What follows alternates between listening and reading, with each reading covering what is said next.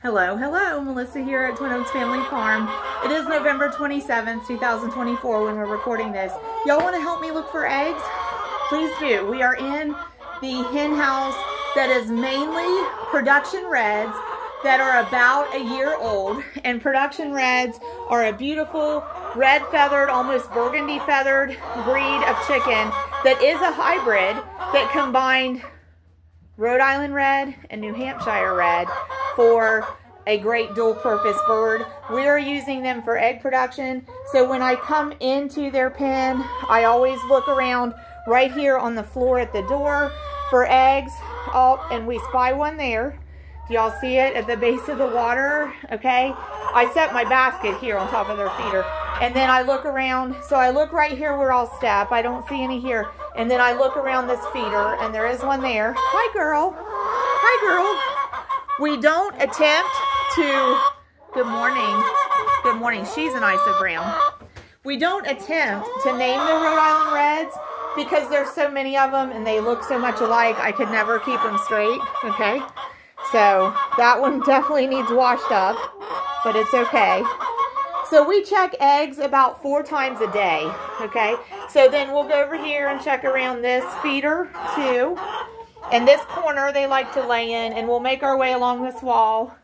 They like to, well, these hens will just lay eggs anywhere. I do see the feeders have some feed ration in them, so we're not going to add. And the water tray does have water, but let's double check inside here, okay? And it's about half, so we're going to let them drink that for today. If you have waters like this, one piece of advice I would mention is you don't want to let this really get tightly sealed, this lid. You don't want to let that get tightly sealed on there because it'll actually create, sometimes we've come in and found like this is full and there's no water in the tray. And what had happened was this got pushed down real tight all the way around and it basically created like a seal, created like a vacuum, and it wouldn't let the mechanism that's in there to gravity the water down into the tray, it wouldn't let it work. So we always kind of make sure they're just sitting there so that the gravity effect will work to keep the water moving. But that looks good. So they'll get water topped off tonight, and they'll probably get extra feed ration added tonight. I know not everybody leaves food in their coops overnight, but we do because we leave light on the hens all night. So there could be potential activity and feeding overnight. So as we were walking through here, we see there is an egg there, which really had to kind of look for that one. The red light that's here kind of makes it hard to see the eggs sometimes. And this is lovely. I asked my guys, there's 5 of us in our household, me, my husband, our 3 sons that are young adults, and it works great for everybody's season of life right now. But I asked them last night, you know, in addition to just making sure the hens are, you know, fed and watered, please make sure that there's bedding material in the nest boxes because I work evenings most nights of the week and I don't get home till about 10. And so we knew that the temperature, it had been 60 degrees yesterday, but it was dropping and would be maybe in the 30s last night. Well, when warm eggs come out of the chicken, the temperature that matches the chicken's body temperature, and if they hit bare wood that's, you know, freezing temperatures, then that can cause the egg actually to crack. And we've seen them, you know, we'll pick them up and they'll have like a pinhole in one end, and you kind of blame the chicken. But we've learned it's not the chicken all the time.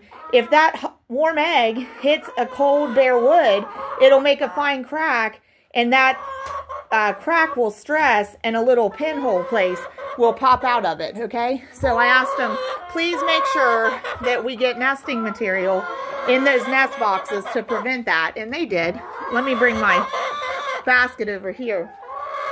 So that made me really happy to see these so nicely bedded. It also, look how clean, you know, the egg is. Just dry sawdust to take off of it. Whereas, remember, this one was by the water. So, like, the hens have been walking there and there's moisture there. So, big difference. So, simply, you know, taking care of your nest boxes can really, really help with really clean eggs. Okay? So, there is, I can't tell. Let's get in the sunlight. That's like a blue. Well, it's more green. That's a green egg. So I can tell you, if I can find one. Hi, girl. Come on in. Join the party, friend. Not her. Well, I don't see the hen that it's one of these. This hen is an Easter egger, so the green egg is from her. Okay. So let's see. There's a couple eggs behind her. Hey, girls. Let me back in this corner, please. Come on. Let's move. Is it? Yeah, there's an egg. See, and same down here. Okay, move. Same down here. Hard for me to reach those. So this one's messier than the ones that were in the nest boxes. Okay. Okay, girl. Well, then I'm gonna... Oh, do you see that squat behavior?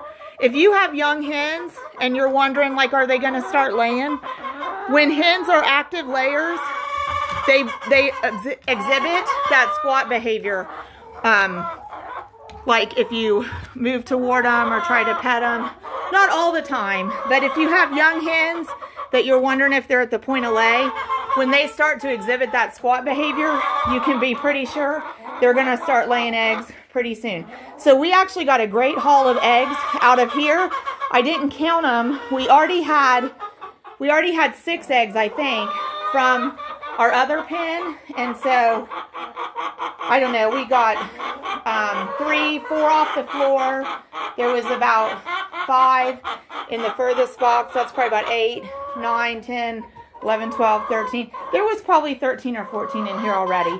And I mentioned we check eggs multiple times a day, so we'll probably, I've checked twice today. We'll probably check 2 more times. I'll get to check once more, and then I work tonight, but my family will check tonight. So these are, as I mentioned, production reds. And if you catch some of our other videos, we're raising a group of, I'll move so the shadow's not in your way. If you catch some of our other videos from fall of 2024, we're also raising a group of pullets that will go into egg production spring of 25 that are Rhode Island Reds. So they are the ones that are in another barn that we're raising that are Rhode Island Reds. They're one of the breeds that is part of this strain, these production Reds. So it's interesting with production Reds because they are very similar to the Rhode Island Reds, like the heritage Rhode Island Red genetics. So chicken genetics can be kind of fascinating if you start to research it. But if you want a good egg layer, these production Reds have been good. But in our experience in the past, Rhode Island Reds are really reliable, consistent egg layers. So there's lots of breeds that are good egg layers, but Rhode Island Reds is one you can consider. And these production Reds are a hybrid that is a cross of Rhode Island Reds and New Hampshire Reds. So we got them from, let me think of the hatchery. It's the only hatchery we use. I'm just drawing a blank. But we got them from Mount Healthy Hatchery. They're in Southeast Ohio, around Cincinnati. And there are a lot of big hatcheries throughout the country. And they can ship chicks to you directly. Or you can go to like a chain farm supply store, large farm supply store. Or if you have a local feed mill, sometimes they get chicks or can network with a hatchery to get chicks for you. So those are all ways you can consider about getting chicks for your own place. So this was supposed to be all production Reds, but we do have some of the other breeds in here, and that's okay. Thanks, y'all.